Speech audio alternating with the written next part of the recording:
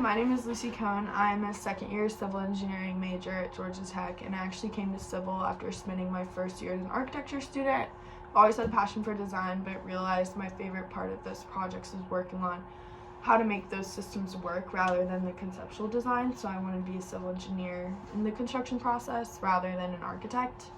But from Dr. Clough's lecture, the first thing that I took away was how construction and cement specifically contributes 5% of CO2 emissions, which I thought was an insane number. And so hearing that they're working on alternatives for materials, I thought was super cool and interesting. And then even at Georgia Tech. But another thing was how engineers need to work with sociologists and economists to figure out solutions to problems. So for example, the Bay Area flood management and how that's set a good standard compared to New Orleans.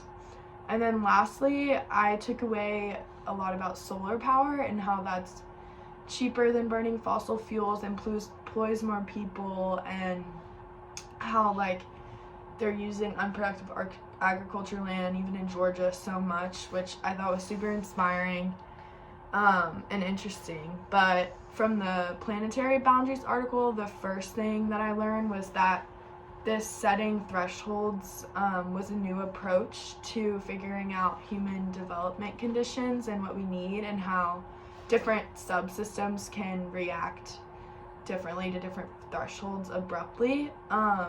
But also with that, I learned the different categories. So like the nitrogen, phosphorus cycle, freshwater use, biodiversity, ocean acidification, and how they're all coupled together, and if one goes above their threshold, it can put the others at risk, and that we must be able to balance those.